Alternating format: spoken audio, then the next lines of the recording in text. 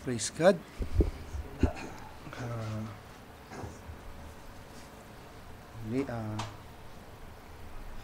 Mati tayo nakatayo mga kapatid at humingi po tayo ng paggabay sa ating Diyos na buhay. Praise God. Hallelujah, Lord God. Ama namin Diyos, Diyos na makapangyarihan sa lahat. Muli, Ama, pinupuri ka namin, dinadakila ka namin, Lord God, sa araw-araw ng aming buhay, Panginoon, Lord God, sa patuloy niyong pag-iingat sa amin, Lord God.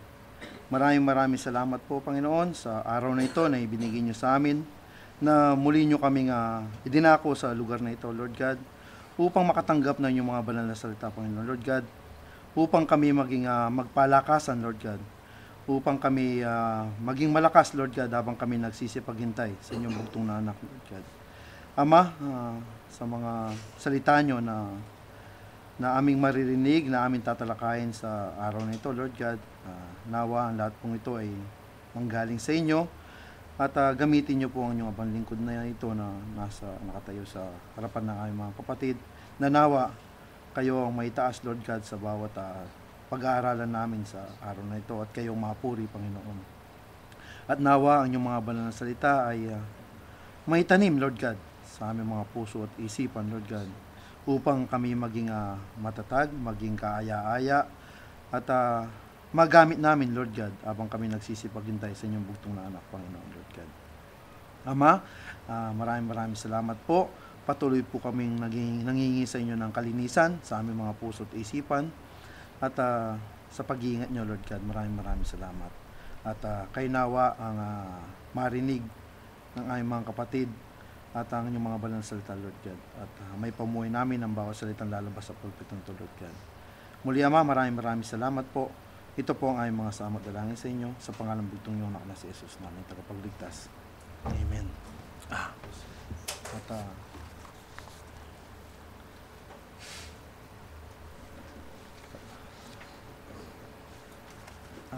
Buksan po natin ang ating mga Biblia sa 2 Kings 5.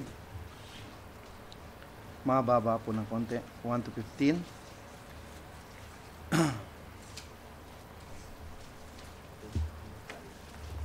5. 2 Kings chapter 5 verse 1. Umpisa po sa verse 1.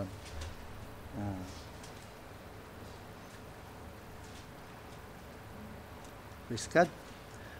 Now Naaman, captain of the host of the king of Syria, was a great man with his master, and honorable, because by him the Lord had given deliverance unto Syria.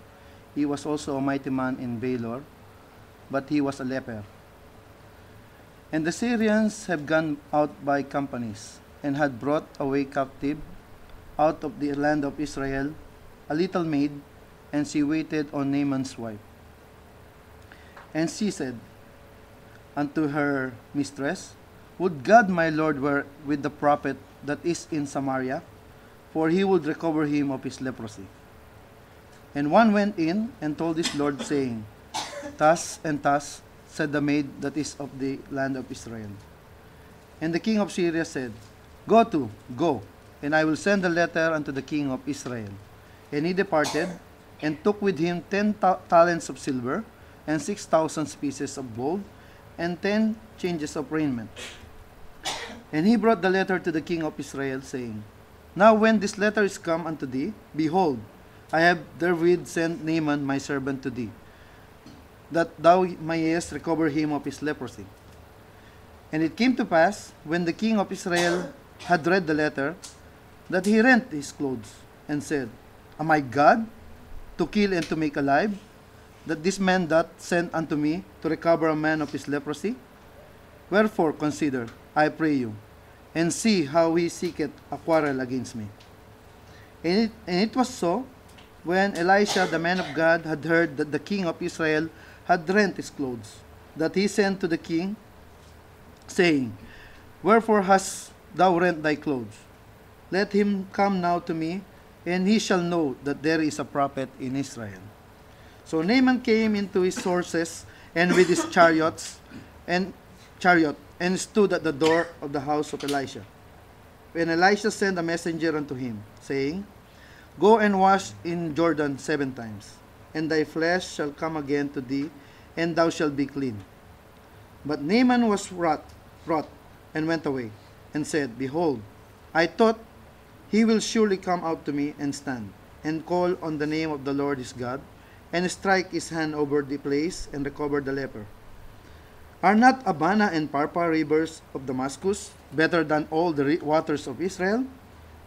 May I not wash in them and be clean? So he turned and went away in a rage.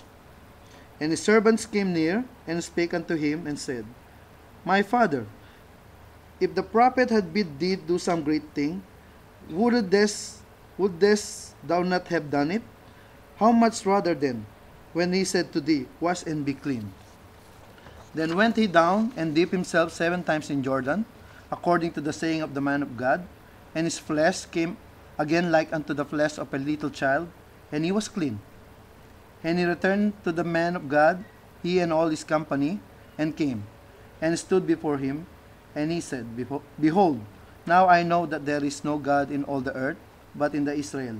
Now therefore, I pray thee, take a blessing of thy servant. Praise God. Mababa, pero sa tulong ng Panginoon, siya nawang magbigay ng kaunawaan sa ating lahat.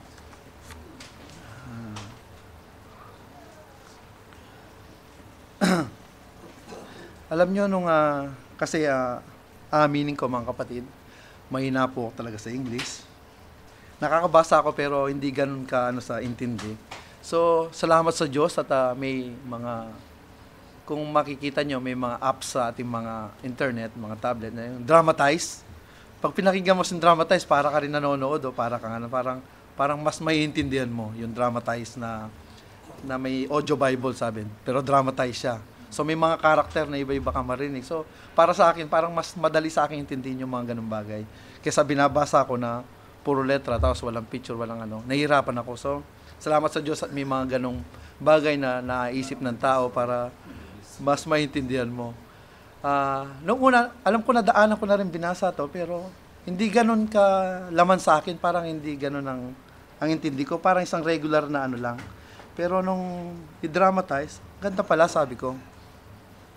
So, ang tatalakayin natin tungkol sa kanya-kanyang perspective, parang ganon. So, sa ngayon, maraming gulo ng mga nagmamahalan o mga nangyayari sa ating mga buhay na sa buhay mag-asawa. Sabi nga, umpisa natin sa ating mga bahay, mayroong mga hindi pagkakaunawaan minsan. Sa mga magkakaibigan, sa trabaho, sa opisina, o sa isang buong bansa na hindi pagkakaunawaan. Ito ay galing sa iba't ibang pananaw ng tao or perspective. Yung points of perspective ng tao, iba-iba. Hindi naman siguro, halimbawa ako, pag may tinignan kami ni brother ganito, pares kami nang iniisip. So, mayroong pagkakaiba pa rin. So, meron tayo kanya-kanyang perspective na tinitignan. So, ang pag-uusapan natin ay perspective. Sa mga hindi masyadong sa perspective, ito yung parang kung ano yung points of view mo, parang gano'n, kung ano sa tingin mo o pananaw mo, yun ang dinadrive ko dito. So, kung may isang bagay, ito ay pwedeng tignan sa front view, side view, back view, top view, or bottom view. So, kung titignan mo isang bagay, example na lang, isang pyramid. So ako tumingin ako sa ilalim ng pyramid. Sabi ko, square to. Tumingin naman yung sa side view, triangle lang nakikita niya. So doon pa lang magkaiba na. Sa dalawang view pa lang. So titignan naman sa top view, pointed, sabing ganun. May point sa tapos palaki. So kung tatanungin mo iba-ibang tao at ipakita mo sa kanila ang iba-ibang perspective, iba-ibang sasabihin. Parang ganun yung nangyari. So dito sa ating isang napakagandang kwento na nabasa natin. Sabi nga kanina, kung ako ibabasahin ko lang to, hindi ako nag-research, parang hindi interesting, sabi nga nila. Pero kung titignan mo sa iba-ibang perspective, napakaganda pala ng story nito, to 2 Kings, tungkol kay Naaman. Ito ay, sabi nga sa unang verse kanina na binasa natin, sabi, Now Naaman, captain of the host of the king of Syria, was a great man, with his master and honorable, because by him the Lord had given deliverance unto Syria. He was also a mighty man in Baelor, but he was a leper.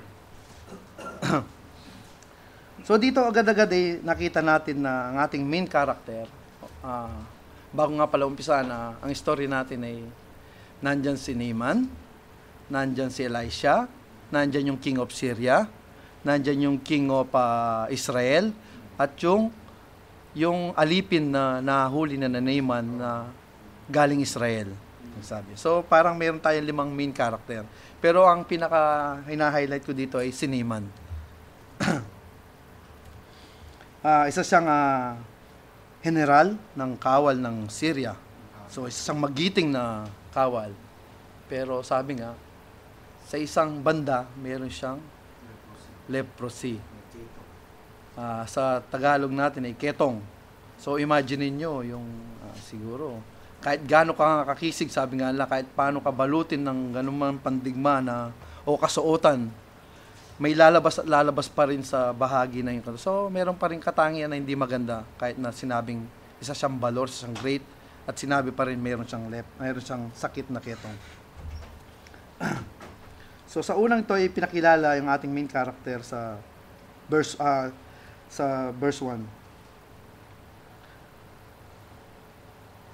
So ang tingin natin sa kanya dahil general siya, ibig sabihin mataas ang tingin niya, para bang ang pagkatapos ng hari siya na. So parang kung kukumpara mo sa ibang tao sa points of view natin, mataas ang tingin niya sa sarili niya.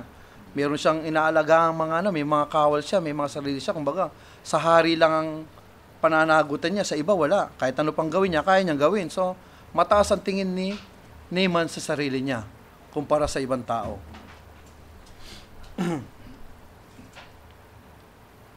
At yun nga, sabi nga, ito tinitignan natin yung angulo dito, yung kung ano nga siya. So, yung karakter natin isa siyang general, mataas, kinikilala, makisig, at yun nga lang, mayroon siyang sakit. So, punta tayo sa 2 and 3. And the Syrian had gone out by companies and had brought away captive out of the land of Israel a little maid. And she waited on Naaman's wife.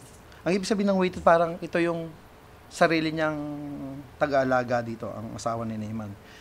And she said unto her mistress, sinabihan nung katulong ang kanyang among babae na, sabi niya, would God, my Lord, were in the prophet that is in Samaria, for he would recover from his leprosy, sabi. So ito po ay pagka si Naaman ay nung panahon na yun ay halimbawa nanakop sila ng isang lugar. So nung mga panahon na yun, sa ngayon kasi wala nang mga alipin Kung ano yung mga nahuli nila, ginagawa lang mga alipin yung minsan, o yung mga basta lahat mababa sa kanila dahil sinakop kumbaga ang ibig sabihin na sakop sila, so sila sa nakasakop sa kanila, so magiging mas mababa sila. At minsan sila ay sumalakay sa Israel at sa pag-uwi nila ay meron siyang isang alipin na taga-Israel na nakuha at ito ay para sa kanyang asawa. So in short, Mrs. Naaman has his maid. So Miss Naaman, sa points of view niya, she is below because she's a captive girl or beneath him. So ang tingin na mababa sa kanila dahil sabi nga ang alipin, ang word ng alipin, alila or mga taw-tawan mo. So alipin ang tingin nila do sa nahuli na Naaman na yon. But apparently, from the maid's point of view, or perspective ng katulong, she is relatively high because hindi naman siya tinatanong ng kanyang mga amo, siya ay nagpayo. So, kanya-kanya ang perspective, sabi ko na sa inyo kung ang amo niya ay tingin sa mga alipin mas mababa sa kanya, pero ang katulong na ito na galing sa Israel o itong alipin na to, ang tingin niya sa sarili niya ay mataas dahil hindi ka matinatanong ng amo mo, sasabat ka sa ano. So parang may confidence sa sarili niya na may iba yung points of view niya sa sarili niya. Isa na siguro dito dahil alam niya may Diyos silang magaling o may Diyos silang kakaiba o may Diyos silang masigit pa sa lahat ng tao. Kaya malakas ang loob niya na i-brought out yung ganon. Siguro naman, alipin ka kung i-brought out mo sa amo mo na hoy, pagagalingin ka ng ganito, kung chismis lang yon. Palagay mo kaya pag nagkamali ka, hindi ka pupugutan ng ulo, papatayin ng amo. So, confidence siya sa hinahawakan niya, yung alipin na yon. So, biro mo, hindi ka man tinatanong, sasabat ka sa mga gano'n. Amo mo yun sasabat ka. Para lang sabihin na, kung pupunta si Among Naaman sa aming bayan, na may propeta kami doon, ay, gagaling siya, sabi nung katulong. So, yung confidence niya, yung points of view niya, mataas. Pinayo niya ang kanyang amo o senyora tungkol sa sakit ng kanyang amo na pumunta si Naaman sa Israel, sa Samaria, at mayroong propeta na magpapagaling sa kanya.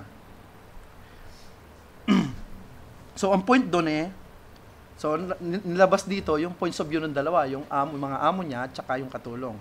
So, dito, sabi nga sa inyo, parang tayo dito kailangan, alam natin ang Diyos natin makapangyarihan sa lahat, naniniwala tayo lahat dun sa Kanya. At siya ang pinakamataas lahat. Kaya dapat palagi tayong proud, palagi tayong mataas, kahit sino pa, dahil lang kasama natin ang Diyos.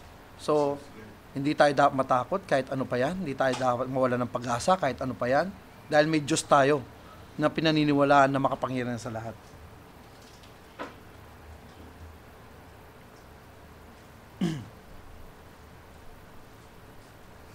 So, mayroong propeta sa Samaria na kinikilala nung alipin na kayang pagalingin ng kanyang amo. But of course, yung pong Syria ay isang mayaman, sabi nga kanina, sila isang mananakop na. Kumbaga, kumpara ngayon sa time natin, parang sila na yung mga US, Russia, kumbaga mananakop ng mga yan Parang nung mga panahon sila nung mga Egypt, sila yung mga mananakop. So, ibig sabihin, pag mananakop ka, mayamang bansa ka, maunlad na bansa ka, malakas na bansa ka. So, ganun na yung tingin. So, ang tingin ng mga taga-Syria, mas mataas ang tingin nila sa kanila kaysa sa ibang karatig na lugar. Noong time na yon. Kumbaga, walang sinabi ang Israel noon at that time. Siguro, mas tatalunin sila kung maghahanap man lang digmaan palagi ko, hindi mananalo ang Israel kung sa gera lang ang pag-uusapan. So, definitely, from Naaman's perspective, ano naman tong propeta na to, sabi niya, in Samaria. Mababa, kumbaga, parang pagkabangkit siguro ang Naaman ano naman tong ano to? Mas mataas kami dyan ba't naman ako maghahanap? Para bang ang US papuntay mo sa lub-lub na lugar ng Africa palagi anong tingin niya? Baka kadiri doon, baka ano lang ang gawin doon. Baka may mga doktor kwak-kwak pa. Garang mga ganun na yung mga yung kung ano yung istorya kung idadramatize mo.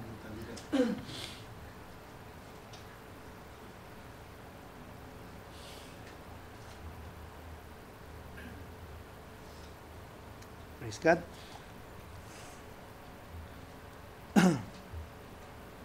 So, he will be considered low. Kahit hindi natin laging nakikita itong mga kapatid, lagi tayong may points of view. Kaya minsan, mga kapatid, pag may naharap kayo, ay minsan inuuri na natin. Ibig sabihin kaya minsan sabi ng mga kapatid, mag-ingat tayo minsan. Sa atin minsan, ang points of view natin, halimbawa, porke ba ganitong katayuan ng isang kapatid ganun na yung tingin natin na tinuturo dito na points of view mo yan, hindi naman sinasabing bawal, pero hanggat maaari, sabi nga, mag-ingat tayo minsan sa pagtingin natin sa ating kapwa. Hindi nakikita o nasusukat sa nakikita lang ang isang tao minsan. So, dinadrive ko dito, mga kapatid parang umaabot tayo dito na don't be judgmental sa nakikita natin. Meron, malay mo pala, sabi nga, minsan nga ginagawa dito ng mga palabas sa TV, minsan nagkukunwari yung mayaman, tinitignan kung ano. Paano kung ikaw yung nasubukan doon na Kristiyano, tapos na-televise ka? Kaya minsan, inaano rin natin yung katayuan pag-aralan o bago tayo magbitiw o bago tayo mag-isip sa tao. Kumbaga, tignan natin lahat ng anggulo muna bago tayo mag-isip o magsalita o magbitaw ng salita bilang isang Kristiyano sa ating kapwa.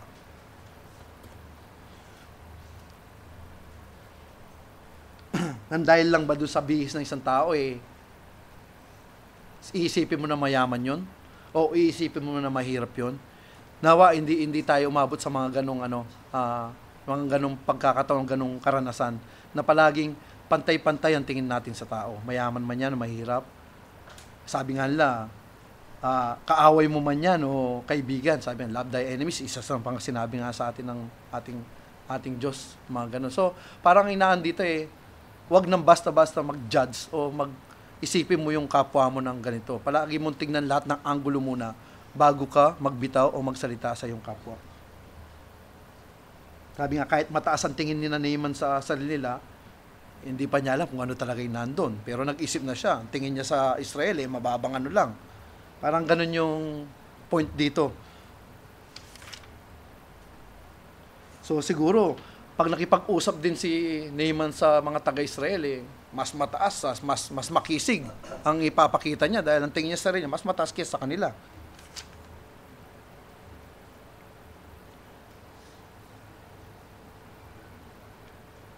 Parang isang sitwasyon rin halimbawa may pupuntahan ka, papalapit ka pa lang doon sa kakasaming tao, Inglesera ng Inglesera siguro nag-isip ka na kaagad.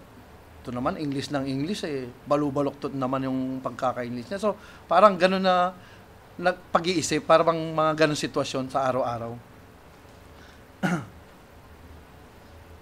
Lalo na yung mga taklesa na nag-i-English, siguro makarinig ka lang isang pagkakamali, nag-iisip ka na kaagad ng masama o ano. Kaya yun din ang isang point na iwasan natin mga kapatid na magkamali o mag-isip na makakasakit o magkakaroon tayo ng sala sa ating puso. Kaya yun ang tinuturo dito, palagi natin, tignan palagi ang iba-ibang points of view ng isang tao bago natin siya pag-isipan ng anumang bagay. So sabi sa 2 Kings 5:4-6, sabi, "And one went in and told his Lord, saying, Thus and thus said the maid that is of the land of Israel. And the king of Syria said, Go and I will send a letter unto the king of Israel. And he departed and took with him 10 talents of silver, and 6,000 pieces of gold, and 10 changes of raiment." So sabi dito, so pumunta sa hari itong si Naaman. Sabi gano'n. By all means, go, sabi ng hari kay Naaman. So the king of Syria replied, I will send a letter to the king of Israel. Sabi, gagawa ko na sulat, bibigay mo ito sa hari ng Israel. Sabi gano'n. So Naaman left, taking with him 10 talents of silver, 6,000 sa shekels of gold, at saka yung, pag sinabing dito na, yung 10 changes of raiment ay yung klase ng damit. So, iba-ibang sets ng clothing na pinadadala kay Naaman ng hari. The letter that he took to the king of Israel read, With this letter, I am sending my servant named Naaman to you so that you may cure him of his leprosy. So, parang yun ang nilalaman ng sulat. Yung sulat na yun, magsisend ako ng tao ko dito, pagalingin mo siya, sabi nga sa kanyang sakit. Sabi nga, yun ang laman ng sulat. At may regalo na kaagad. So palagay nyo kaya kung mahirap na bansa o mahinang bansa ang Syria, may mga ganun kaya na mangyayari. Palagay ko naman, wala, baka magmakaway o tumawag o personal na punta yung hari doon o ganun. Pero hindi. So dito nagkaroon ng, alam nyo kung saan nagkaroon ng misunderstanding dito? Or miscommunication. Nung sinabi ng aliping babae na, mayroon po sa aming propeta, pumunta kayo at gagaling kayo. So, nagpaalam si Naaman sa hari na pumunta sa kabilang kingdom at mayroong magpapagaling sa kanya daw doon. Sabi naman ng hari, o sige, igagawa ako ng sulat, i-address ko sa hari, at ibigay mo sa hari, sabi nga noon, upang pagalingin ka. So ano yung misunderstanding dito? Meron nangyari na hindi nagkakaintindihan. Sabi nung halipin na babae, pumunta ka doon sa amin, mayroong propeta doon na kaya kang pagalingin. Sabi gano'n. Pumunta naman to si Naaman, nagpaalam sa hari na pupunta sa another kingdom para magpagaling. Ito namang hari, ang intindi niya, gumawa siya ng sulat sa hari, pagalingin mo itong papuntahin ko dito, itong tawang ko to na pagalingin mo siya sa kanyang sakit. So, may misunderstanding o miscommunication nangyari dito.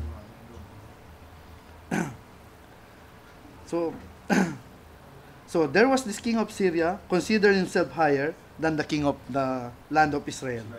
And of course, now, Naaman brought gifts para he would be dealing with this king from a very high ground. Kasi may dala-dala na siya kagad na regalo o pambayad ka agad ng pagpapaano niya, pagkapagaling sa kanya kagad. Kumbaga, walang utang-utang. Pagkatapos ng palitan ng ganyan exchange na, bayad ka agad. So, walang pananagutan ng ano. So, ganun ang tingin na sa sarili, mataas talaga ang tingin niya. So, may kasama ng regalo kaagad.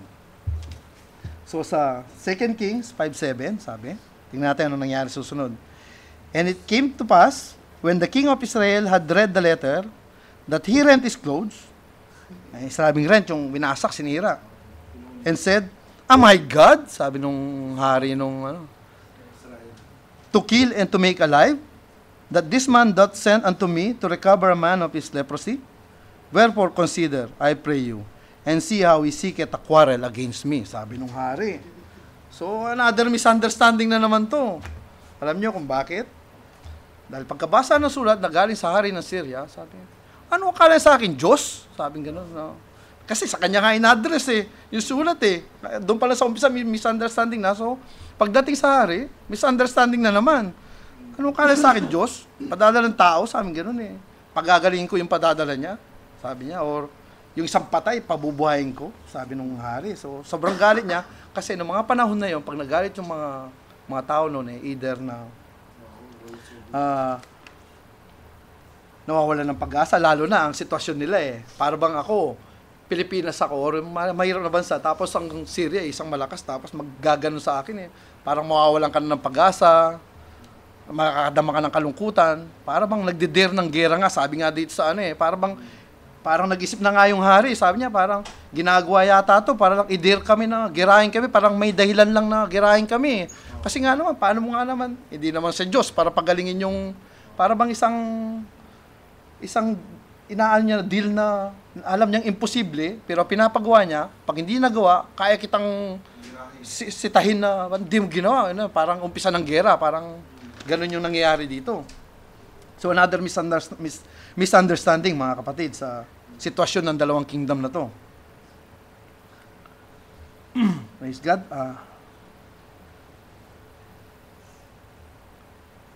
So dito pa lang so yung istorya nagkakaroon na ng konting problema. So punta tayo sa 8. And it was so, when Elisha, the man of God, had heard that the king of Israel had rent his clothes, that he sent to the king, saying, Wherefore hast thou rent thy clothes? Let him come now to me, and he shall know that there is a prophet in Israel. So ito na, narinig ni Elisha, ng propeta ng Diyos, ang ginawa ng hari nila. So sabi niya, so dito, ang points of view ni Elisha, biro mo hari yun hari siya, pero nasabihan niya yung hari na, papuntahin mo dito. So ang tingin ni Elisha sa rin niya, mas greater kaysa kay Naaman o sa hari. Kasi hawak-hawak niya nga naman ang Panginoon ang Diyos So kaya niyang sabihin papuntahin mo siya dito sa akin, sabi gano'n. So ang points of view mas mataas kaysa sa mga yon. Kahit kay Naaman pa. Biro mo, kung ako mataas ang tingin niya, baka hayaan mo na siya, bahala na kayo, parang mga ganun na yung sitwasyon So ang sitwasyon mas mataas ang tingin ni Elisha kaysa sa kanila. Dahil nasa kanya ang Diyos. Sabi niya, in a fact that he was greater than Naaman's disease. Sabi niya, mas kaya pa niya kahit ano pa yan. Sabi niya. He was even greater than the king of his own country. Ito nga, mas mataas pa ang tingin niya kaysa sa kanyang hari. Kasi sabi niya, yan lang nagluluksa ka at sisirain mo yung ganyan, malulungkot ka, sisirain mo yung damit mo, sabi nga ni Elisha sa kanyang hari. So, ano sabi ni Elisha? Papuntahin mo siya sa akin, upang malaman niya na mayroon Diyos dito, sabi ni Elisha. Papuntahin mo siya dito, sabi ganon. So, ang pagtingin dito ay hindi mababa, mataas ang tingin ni Elisha sa sarili niya. Kasi siya nga ang propeta ng Diyos. So, tandaan niyo mga kapatid, nasa atin ang Diyos, nasa atin palagi yun. Walang masigit pa sa ating pinanghahawakan, mga kapatid. So, ang kalagayan ng pasyente doon na may sakit, So, ano sabi ni Elisha? So, papuntahin nga si Naaman sa kanya. So, punta tayo sa 9. So, Naaman came with his horses and with his chariot and stood at the door of the house of Elisha. So, Naaman thought he was greater than Elisha. So, anong ma-imagine natin dito? Dumating si Naaman, kasama niya yung, kumbaga, imagine natin ngayon, may convoy yan, may chariot yan, may mga tauhan niya, may bodyguard yan. So, ang tingin niya kay Naaman mas mataas. Para siyang bisita na dumalo sa bahay ni Elisha. So, palagi ko na nagigit nyo na anong maging kahantungan nitong harapan nito. So, imagine natin, ganun nga yung may bodyguard, may mga wang-wang pa dyan, may ano pa. So, buong pumunta sila sa bahay ni Elisha. So, ang tingin niya sa sarili niya, mataas pa rin kaysa kay Elisha. So, sa pagdating sa 10, and Elisha sent a messenger unto him, saying, Go and wash in Jordan 7 times, and thy flesh shall come again to thee, and thou shalt... So, anong makikita nyo dito? Hindi umarap ang propeta. Palagay nyo kaya, pag may bisita kayong presidente, pumunta sa bahay, hindi nyo hinarap, anong mararamdaman? So, sabi niya isinend niya yung messenger niya kay Naaman. So, hindi umarap ang propeta kay Naaman. So, anong impression? Sira na naman yung kasi parang mataas naman talaga si Elisha, naniniwala tayo dun dahil siyang propeta ng Diyos. Itong si Naaman ang inaan natin dito medyo nasira, napurnada, sabi nga lang, kanyang ini-expect. So kahit nakawangwang kayo, kahit ikaw pang presidente, hindi niya hinarap. So alam na natin nangyari. So pagdating sa 11 and 12, sabi, but Naaman was wrath. So anong ibig sabihin ng wrath? Galit na galit. Nanggigigil na yan dahil iba yung in-expect niya. And went away. Sabi, umalis. And said, Behold, I thought he would surely come out to me and stand and call on the name of the Lord his God, and strike his hand over the place and recover the leper. Are not Abana and Parpar, rivers of Damascus, better than all the waters of Israel? Sabi niya. May I not wash in them and be clean? So he turned and went away in rains. So, nakita nyo mga kapatid, ang perspective ni Naaman? Inakala niya o in-expect niya na tatayo at sasalubungin siya ni Elisha at ituturing siyang parang great man o mataas sa kanyang pagdating. So, anong nangyari? Katulong ang sumalubong kay Naaman. Na nagsasabi kay Naaman na, pumunta ka doon sa river ng Jordan, magugas ka ng 7 beses, yun lang, gagaling ka, yun lang. Napakasimple mga kapatid. Pero ano sabi ni Naaman? Hindi ba mas higit na mas maganda ang ilog natin sa Damascus, sabi ni Abana at Parpar sa Damascus, sabi ni Naaman. So siguro nakikita yun dito, parang tandaan niyo mga kapatid, pag nagsalita ang Diyos, yun lang. Mahirap, madali, yun lang. Walang dagdag, walang bawas, yun lang palagi. Get nyo mga kapatid yung isang point of view dito. Paba yata. Kalak pa lang maiksi lang yung story natin. So, tanin ko lang konti. So 13 and 14.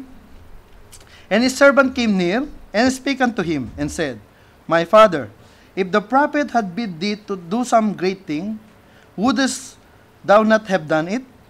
How much rather then, when he said to thee, Wash and be clean? Then went he down and dipped himself 7 times in Jordan, according to the saying of the man of God, and his flesh came again like unto the flesh of a little child, and he was clean.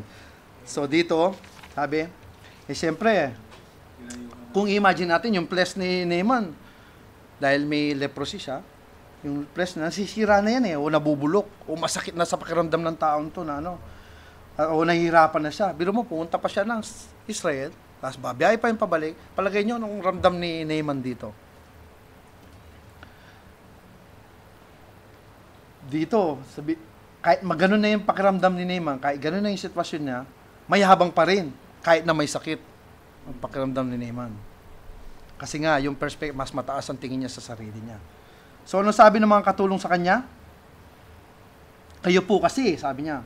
Siguro kung may pinayo sa inyo na mas mahirap gawin ay gagawin nyo lang na walang, para lang gumaling kayo. So, ang point dito, sabi ng mga katulong, siguro kung mas mahirap pa yung mga papagawa sa inyo, dahil alam nyo gagaling kayo, gagawin nyo. Ano pa kaya itong sabi man, dali-dali lang na maghugas ka ng 7 beses, ba't hindi nyo ginawa? Sabi ng mga alipin ni Naaman sa kanya, no, pagbalik nila. Pero sa simpleng bagay lang, sabing ganun hindi magawa. Pero kung pagkakawa ng mahirap niya, gagawin mo Sabi, para lang gumaling ka. Yun, napakasimple lang, hindi masunod. Sabi ng mga, hindi umagawa, sabi ng katulong sa kanya. So, dito pa rin, ang tingin ng katulong, pero sasabihin mo yung amo mo na ganun uli. So, may mga perspective, dahil nasa Diyos sila, naniwala sa Diyos, mas maano sila kaysa sa ibang tao. Yun ang point dito na isa. Siguro dahil sa sobrang pagka-desperate na ni Naaman at nahihirapan na sa kanyang katayuan sumunod din. So sa kalagayan niya, so walang ibang makitang pag-asa kundi magpakumbaba si Naaman at sumunod. Hindi nga lang diretsahan yung payo ng propeta kundi payo ng katulong. So hindi ba mas nagpapakababa pa siya kung tutuusin. Propeta na ngayon nag-utos sa kanya, ngayon na nag-uutos sa kanya, katulong, sumunod siya. So, bumaba na nga sa propeta, mas bumaba pa ngayon dahil katulong na ngayon nag-utos sa kanya, nagsabi sa kanya. So, ewan ko, nagigit niyo mga kapatid. So, hindi ba mas nagpapababa pa siya kung tutusin. Kung sana sa una pa lang, sinunod na niya ang propeta, hindi na sana umabot sa sa pagmamataas niya, lalo pang pinababa siya sa nangyari ng Diyos sa pagmamataas niya. Tapos lalo pa siyang bumaba. So Naaman proved to be less than the prophet, but Naaman was healed, and he was restored, and looked or made as a very young boy. Alam nyo, ang pagpapala ng Diyos, mga kapatid, pinagpala ka na, kung tutuusin, pagagalingin siya. Pero may mas higit pang nangyari. Bumata pa siya. Tingnan nyo ang kapangyarihan ng Diyos, tingnan nyo ang gawa ng Diyos. Sabi nga, kung may hiningi tayo sa Diyos, binigay niya, mas higit pa doon sa ini-expect natin palagi, ang gagawin ng Diyos sa mga ganun pala. Basta ang Diyos ang kumilos, asahan nyo, mas higit pa sa inaasahan nyo. Hindi lang yun. Lampas-lampas pa sa inaasahan nyo ang ibibigay ng Diyos, mga kapatid.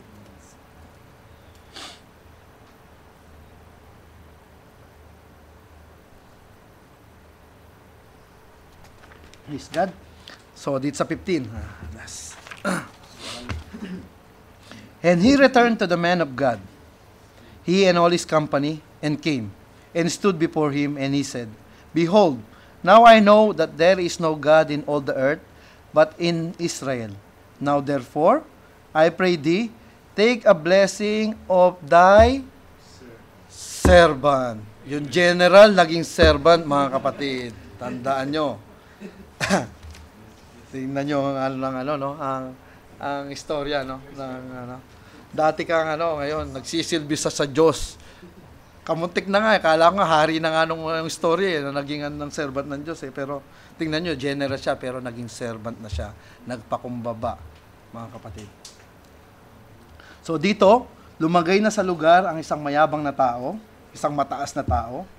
Sabi niya, ngayon po, napatunayan ko na walang talagang ibang Diyos, kundi ang Diyos ng Israel. So, marapatin nyo na maghandog ako, maghandog ako, sabi niya, na inyong alipin. So, ganun ang tingin niya sa sarili niya. Hindi na kamukha dating nung pumunta siya ng unang-unang makilala, isang mataas na tao na mayabang na ganun. So, sabi nga, pagkaharap mo na talagang Diyos, pagka Diyos, salita ng Diyos ang nasa sa'yo, wala nang mataas na mataas. palagi nandyan lang tayo. Kaya sa ating mga dalangin minsan, nangingi tayo na panatilin tayong mapagpakumbaba na puso at mga gawa sa ating Diyos. Dahil itong nararapat mga kapatid, palagi tayong magpakumbaba. At tignan natin palagi ang iba-ibang anggulo bago tayo magbitiw ng salita, bago tayo maghusga sa tao, bago tayo mag-isip sa ating kapwa-tao. So, anong lesson dito mga kapatid? From what we already glean and just by looking at the story? Remember, may kanya-kanyang perspective, sabi ko sa inyo. Tulad ng sinabi kanina, pakita mo yung isang shape lang dyan eh. Pag tinignan sa side view, iba. Pag tinignan sa front view, iba. So, kanya-kanyang tingin yan. Pero, iisang object lang ang tinignan, mga kapatid. The value of things is mostly determined by the beholder points of view. Not by the thing, but by the beholder's point of view. The value assigned by the beholder.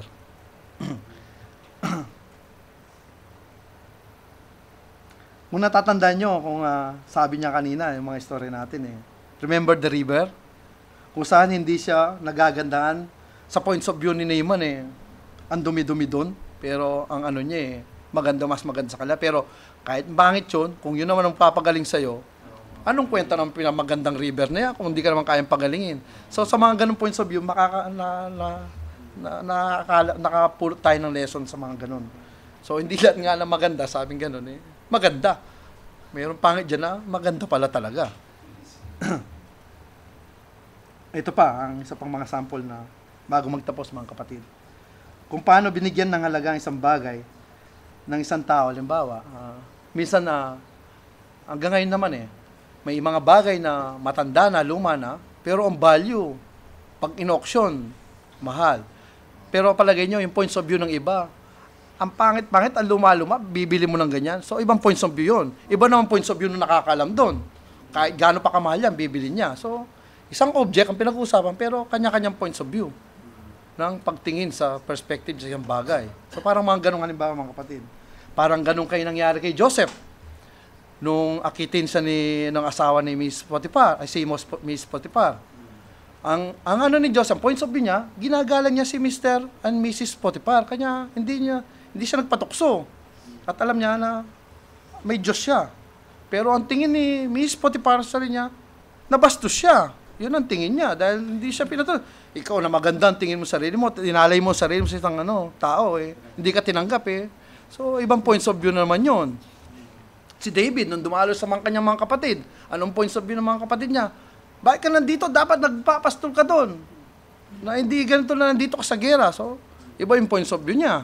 Samantalang ang nilang David, makatulong lang. Kay David at saka Saul, ang nangyari sa kanila. Sabi nung pagkatapos ng gera, umuwi si David. Sabi, Saul kills his 1,000, sabi ng mga tao. David kills his 10,000, sabi gano'n nung sigaw ng mga tao sa kanila. So, ang perspective dito, anong tingin ni Saul sa nangyayari? Sabi niya, mas sigit pa sa akin si David. Sabi niya, yun ang perspective niya. Pero kay David, hindi, wala namang ganun. Ginagawa niya yun para sa hari niya. Ginagawa, dahil itong utos ng hari sa kanya. So, ang perspective, magkaiba na naman dito. Hindi alam niya, kung titingnan sana ni Saul na sa magandang perspective, sabi niya, kung titingnan niya ganito, mas maganda. Ginagawa ito ng tauhan ko para sa akin. Kung gano'n, di walang problema, walang nagiging tao, walang nagiging problema sa mga ganung bagay. So, sabi sa mga ganung pagkakataon, tignan natin lahat ng anggulo mga kapatid at palagi tayong magpakumbaba sa Diyos. Nawa may napulutan tayong aral sa ating isang magandang istorya, napakasimple. Hanggang dito na lang mga kapatid. At salamat sa Diyos. To God be the glory. Praise God.